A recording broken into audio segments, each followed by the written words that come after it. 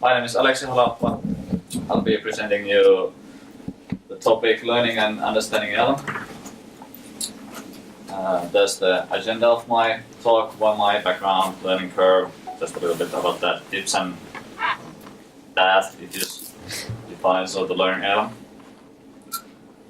Who am I? I'm 22 years old web developer here at CodeMate. I'm soon finishing my studies at the Oulu University of Applied Sciences and software development.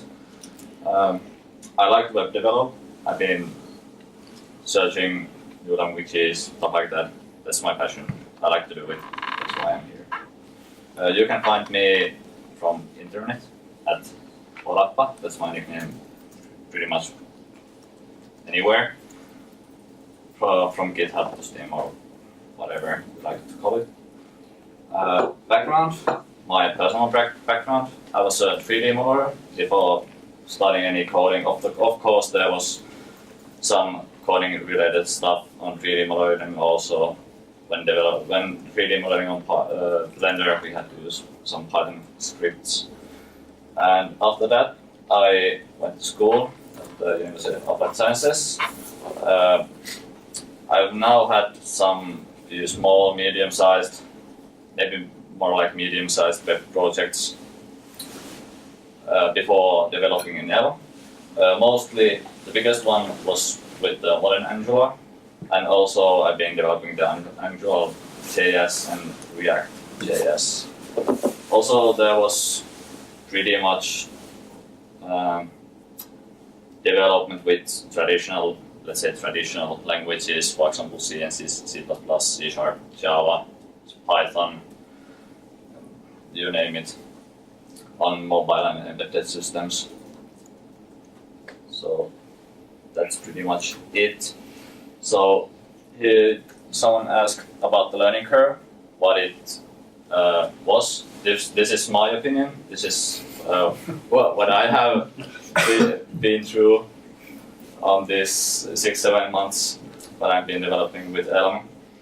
First, there's okay, come on, let's go and do this. This is easy, let's go. Then you just okay, I'm getting used to it, and then just minor changes and stuff like that. Then you realize, oh crap, we have just a little bit more to do. So I think the learning curve to Elm is pretty steep at the beginning, but there's also with help with Iska and Matti, it has been maybe even easier to start developing with Elm. But for a beginner who comes straight from school and doesn't have so much developer experience, especially on the web development, it is pretty steep. But it will be rewarding after you get the basic concepts about the language and get used to the tools and stuff like that. Here's 3 topics and the mistakes I made and hopefully you don't make. This is, I consider this as learning the hard way, the coding or something, some parts of it. Basic, jump right in, try to do without reading documentation, okay, I've been programming things and this is easy and stuff like that. That I know this code, same concepts on every language, though. Since Elm is a functional language, the reading the documentation is really helpful, and without it, it is really hard to do. Okay, not really hard, but hard to do with anything with Elm. So you must know the basic concepts about the language before, let's say, jumping to development work. Functional, just calling functions and everything will work. No. This is where the immutable data comes in, what Iska mentioned on the last talk. Compared to React or other JavaScript framework or library, you can just call a function and expect that it changes the state of the model, as Iska's demo had. You can just expect, okay, I can change this and that and there, and everything is behind that update function on a module. Then also not looking the module as entirety. By stating this, I mean, for example, you have some large SPA with what are you working with, and it has multiple modules. What Iska showed is called one module. You have multiple modules for, let's say you have SPA, single page web application, someone doesn't know yet. You define, for example, one page to one module and use the Elm architecture by that, and that's why it's so scalable. And you have to really think how you build the module, since let's say you have some task supposed to do, list of tasks, and you start with the first one. Okay, I create a easy solution. Let's go step by step. But you really need to look at the entirety of all tasks involved in the list. Since if you do the first task and then you start the second one, there will be some things that just can't go fit to each other.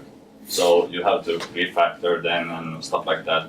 So that's why it is important to look as a module as entirety. This is pretty much the same as the previous one, the quick solutions. Like you have written some SPA, medium, small size SPA, and you just, okay, I'll just do one hacky thing there and some small fix or something like that. But you really need to think about the real solution. How must it be scalable for future improvements, or should it be designed differently when comparing maybe the new solution to the old one? Those quick solutions don't serve anyone really.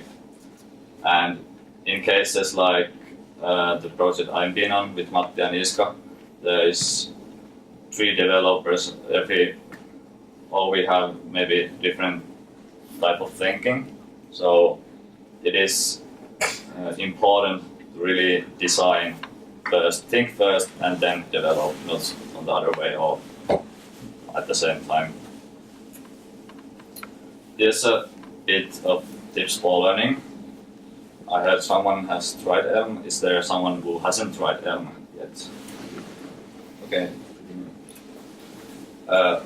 These are things that these were helping me. I don't say you maybe benefit from these advices what I give you, but for me it was easy to forget everything, framework specific things or language specific things. For example, what I've been using JS and Java and other languages.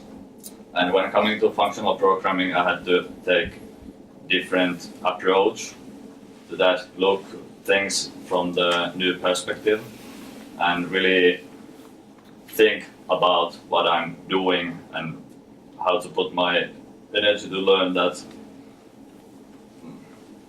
Focus. Really think what is the best way to achieve the goal. I prefer the solution-driven thinking. So don't. Okay, I would say you don't have to think about some hacky thing to achieve some small goal, but I prefer just look, as I mentioned, as the entirety of the application. Is it one module? Is it the whole application? Is it just some styling or view function or something like that? It is good to think what is the best solution when building applications, to how you build your application, focus on that, design it first, then develop. Read the docs. This is pretty important when starting basically every language. But in Elm, since it's a let's say front-end platform and a language, the docs provide very good information about the language itself, module architecture, let's say, yes, the module architecture, side effects, what Iska talked about. Well, there's almost everything covered. Of course, there are some special cases, and you need to search the internet for the answers. But there's also Slack channels where you can ask questions, for example, Elm Slack and stuff like that. As I mentioned on the last topic, header. The module architecture, before even starting, you have to know the basic module architecture. Iska showed something about it, but it is pretty much, you have to know what you are working with inside the module, not the language, but also the architecture in it. And it is very beneficial when you learn the architecture and the language first. Or let's say if I weren't learning the architecture at first, I don't know where it would be now. It is very important to learn the architecture first, and then of course the language syntax and everything, tools with it comes alongside it. But I think this is the most important thing when starting developing with Elm. Start small. They also mentioned that some beginners and new to Elm like to start with some small part on the existing, let's say React or some other JavaScript code base. I prefer this. Start small things, which helps you understand the whole concept behind the Elm language and the architecture. By that, I'm meaning just create some forms, data visualization charts, whatever you like. I prefer it doesn't matter what small things you do, but you always kind of scale from small to medium and then big size applications. This is my opinion, not everyone can relate it, but this was easy for me to start. This was a pretty small talk for me. This was my first time talking ever in an event like this, and first time being in an event like this. So, thank you.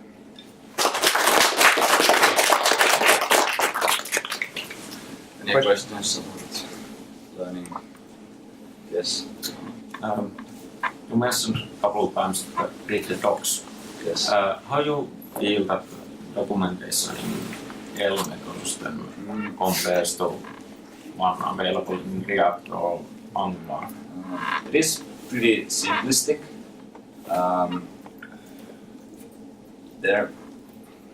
Let's say compared to Redux or React or something else, of course there is larger documentation about React just because of the community and the popularity behind it.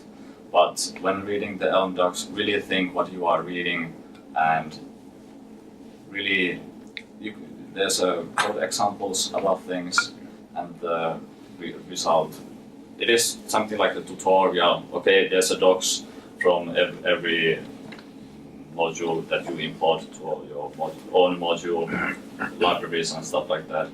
But they have pretty good documentation. And it is easy to adapt, at least for me. They are pretty straight on. There's no chit-chatting or stuff like that. It is straight on. Just technical information about them. Any other questions? Yes? How long did it take for you to be productive with Elm? Let's say, I think the 1 month ISKA mentioned was a little bit short for me. I think it took for me something like 2 months to really adapt, since there was 3 developers at the full time developing with Elm. The code it's just few hundred lines, maybe 1,000 lines per day. It was really hard to get to know what are developed now and what to read and stuff like that. Of course, there was some project management things that we build merge requests and stuff like that. But if I compare to React, I think the Elm is easier to handle in large projects and in case there are more developers than 2 or 1. So you get on carry what is going on and what is being developed and stuff like that. But maybe 2 months, I would say, with my developer experience. So before you learn for ARM, you have any like functional, experience before? No. Okay. This was my first functional language. Okay. Or purely language, functional language. Yes. Any other? Yes, people. Yeah, since this is your first functional language, I think there are quite a few things in Elm that are quite different from the more popular languages out there. Mm-hmm. So my question would be, if you have a complete beginner, like never done programming before, do you think Elm would be a good first language for them, just to know what programming is like and build something? I think not. I would recommend first JavaScript or Java or C# maybe. Of course, it is easy to start. Personally, I started with C and then continued to C++ and so on. But if you have never developed anything and you are interested in coding, JavaScript or maybe C would be good, since JavaScript is easier to begin since there's a lot of tools and guides on the internet. So I would not recommend Elm as a first language.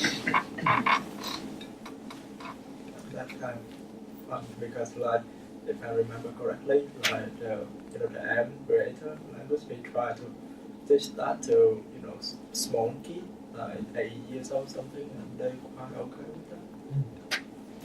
That's good to know. I'm not so sure about that if I remember correctly, but they have been trying that before. Okay. I think it might be easier if you don't have any experience with object-oriented programming, because that really is in conflict with functional style. Yeah, Yes. yeah, that's true. Yeah, for a functional language, Elm has small syntax, I think. Yeah.